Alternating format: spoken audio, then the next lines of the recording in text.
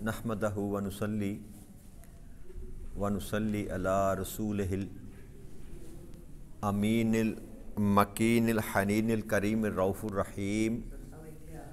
اما بعد فاعوذ باللہ من الشیطان الرجیم، بسم اللہ الرحمن الرحیم۔ واجب الاحترام ساتھیو، اللہ تعالیٰ کا بے پناہ لطف و کرم اور اس کا احسان عظیم ہے کہ جس کی توفیق سے ہم اس کے ذکر کے لیے اس کے گھر میں جمع ہیں۔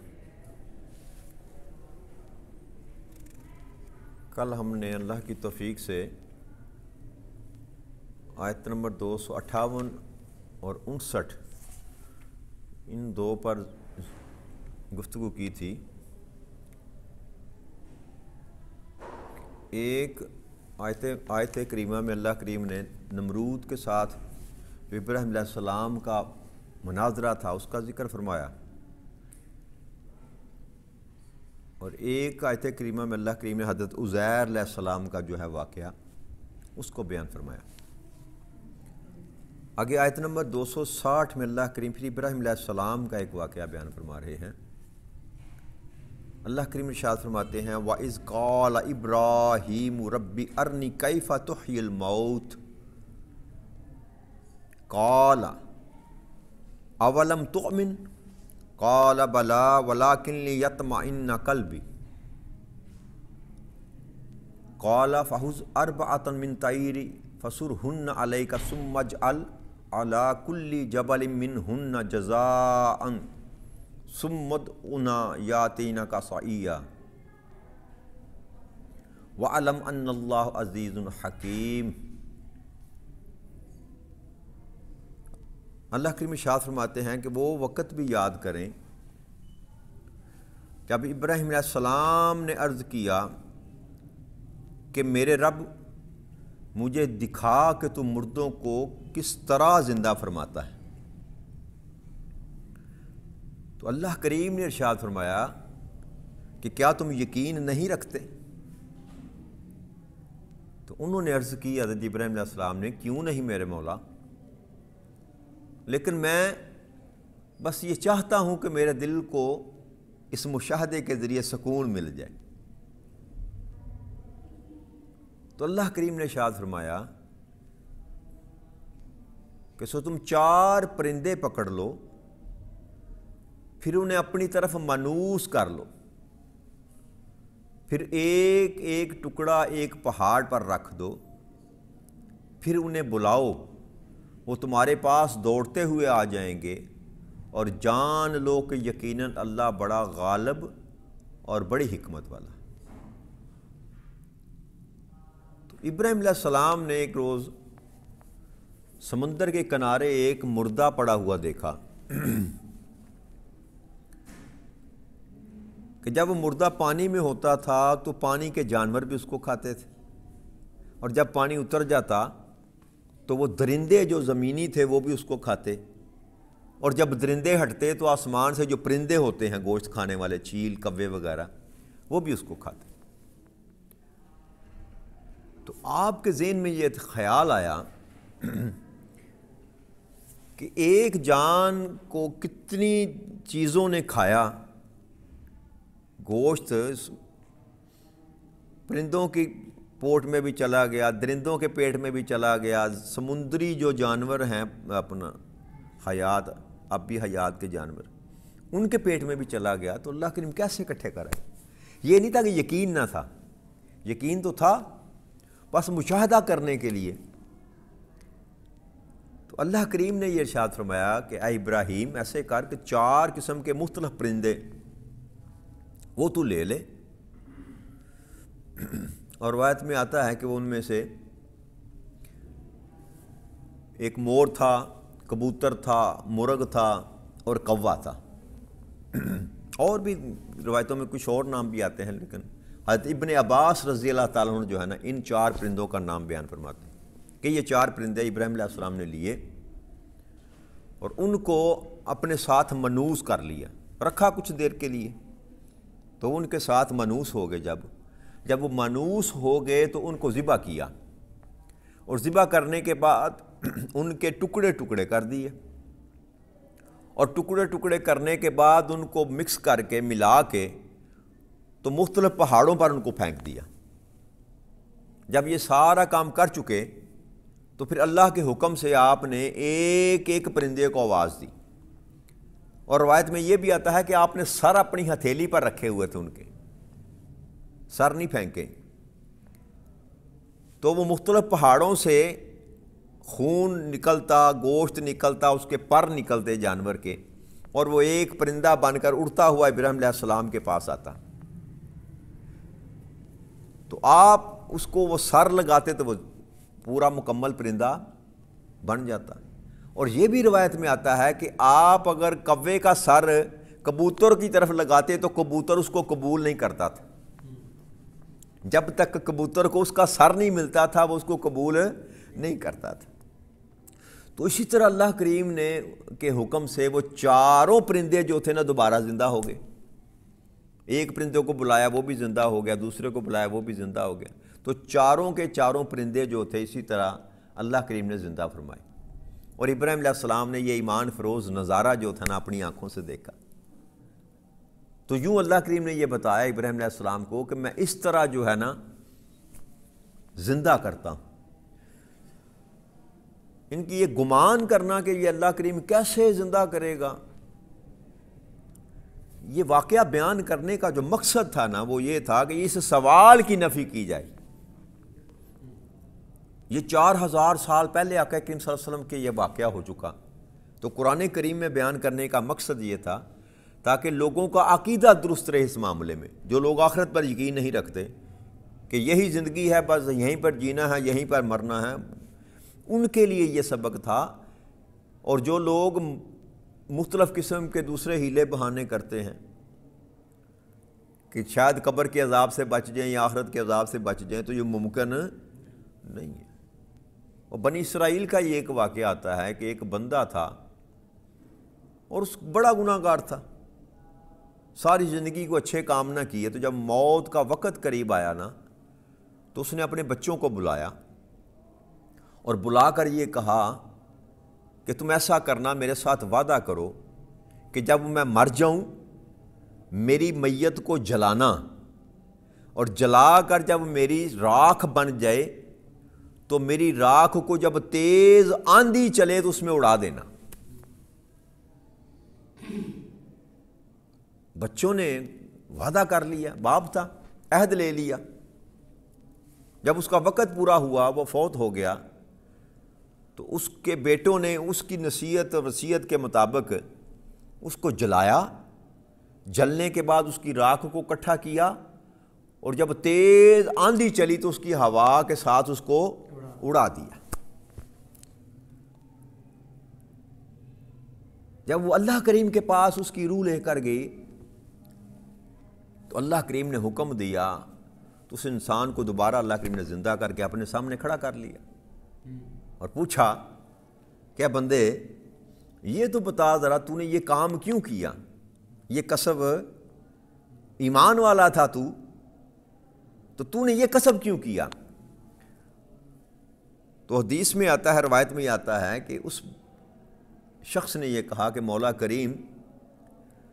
میں نے کوئی اچھا کام زندگی میں نہیں کیا،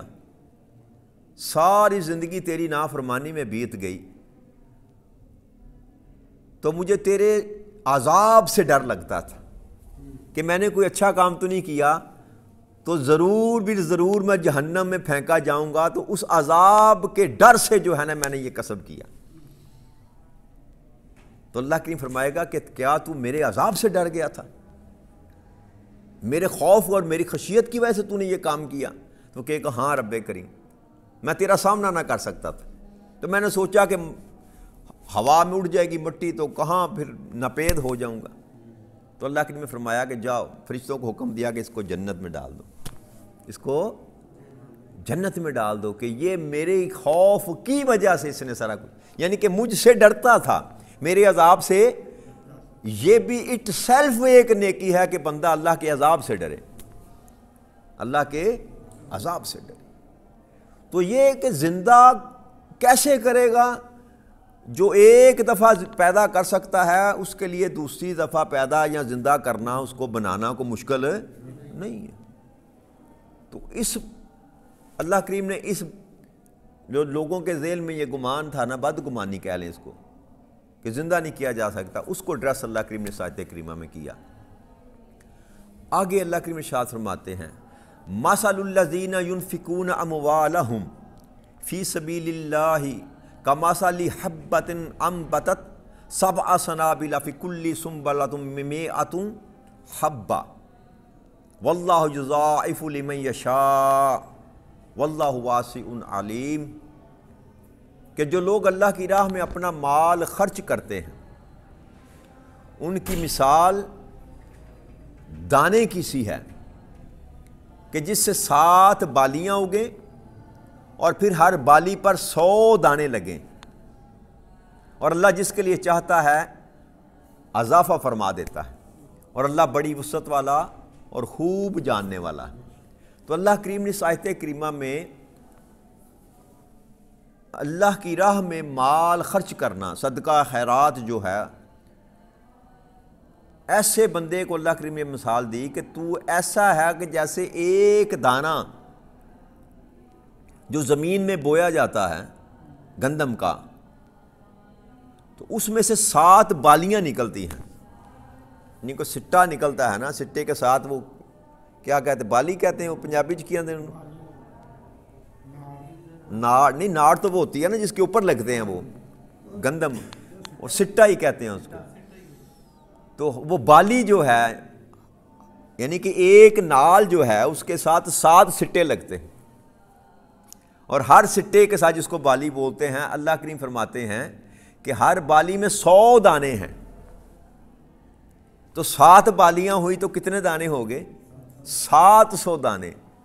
اللہ کریم ارشاد فرماتے ہیں کہ جو میری راہ میں مال خرچ کرتا ہے اس کی مثال ایسے ہے کہ جیسے وہ ایک خرچ کرے تو 700 گنا اس کو ملے، 700 گنا اس کو۔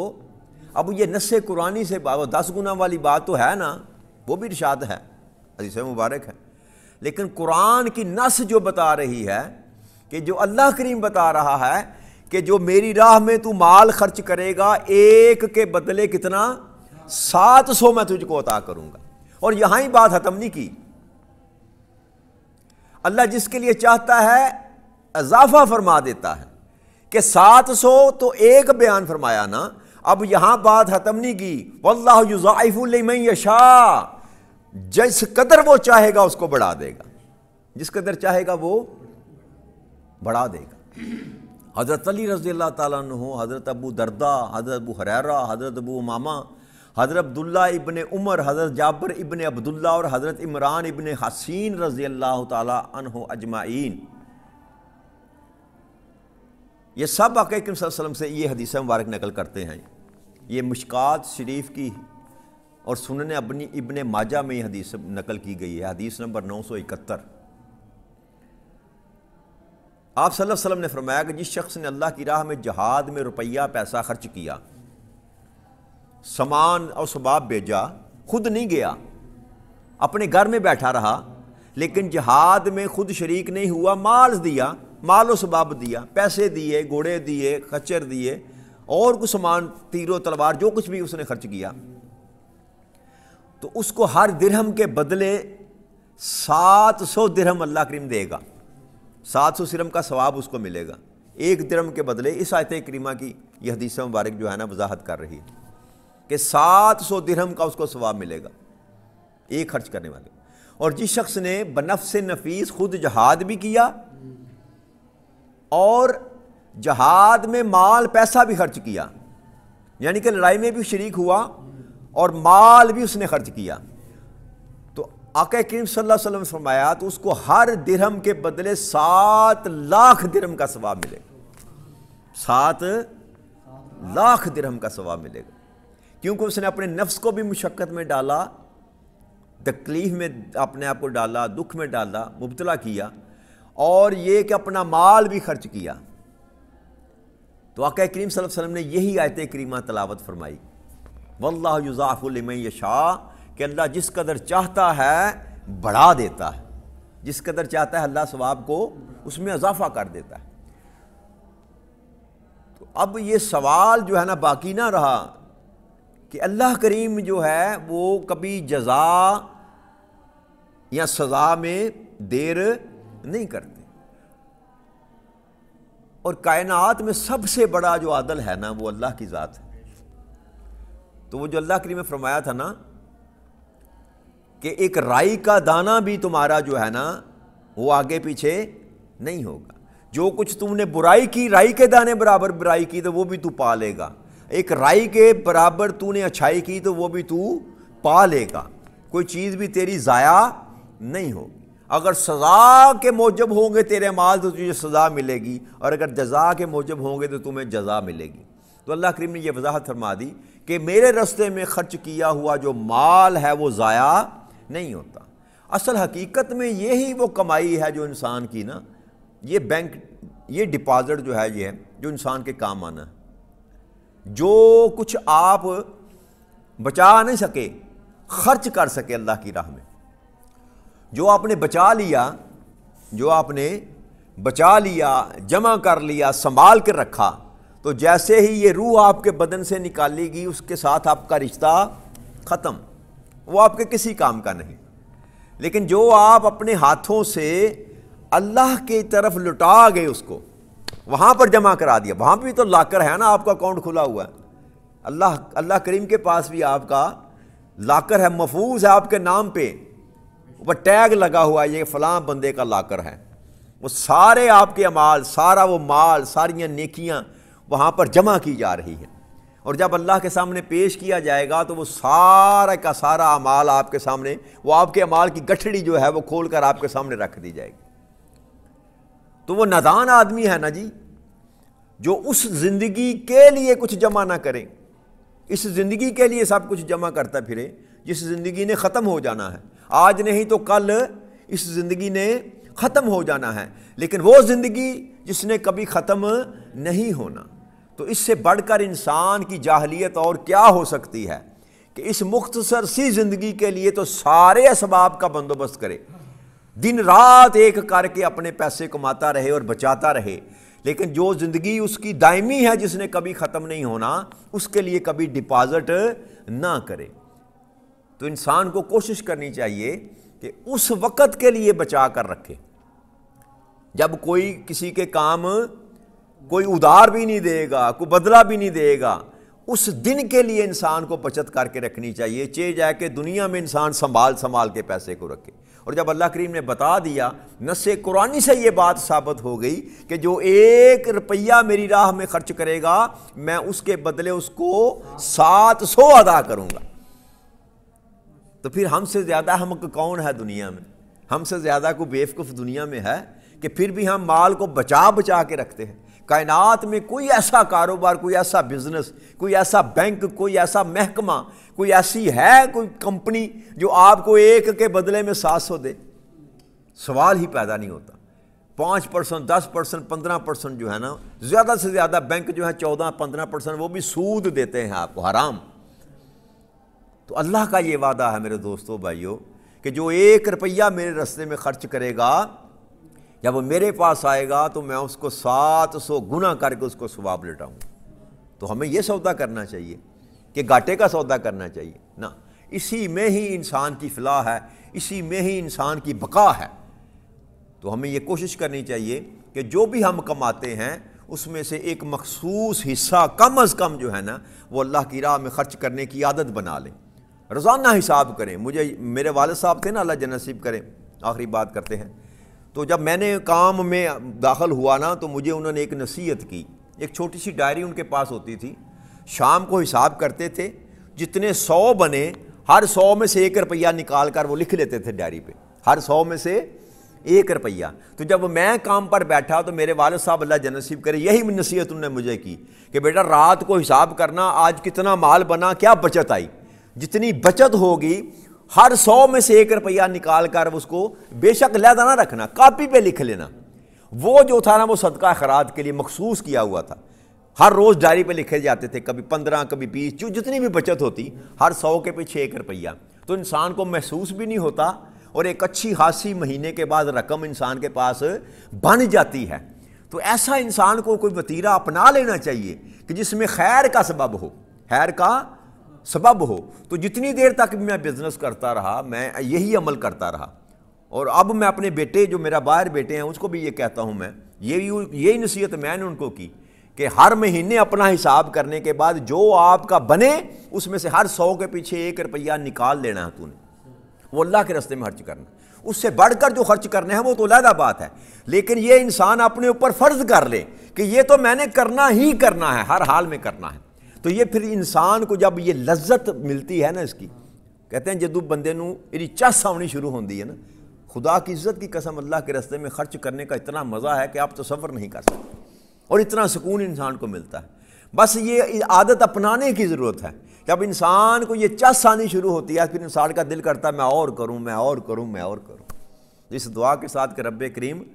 ہمیں دنیا کا مال بھی بے شک عطا کرے، لیکن اس میں سے اپنے راستے میں خرچ کرنے کی توفیق کے ساتھ عطا کرے۔ وما علینا الا البلاغ المبین، والسلام علیکم ورحمۃ اللہ وبرکاتہ۔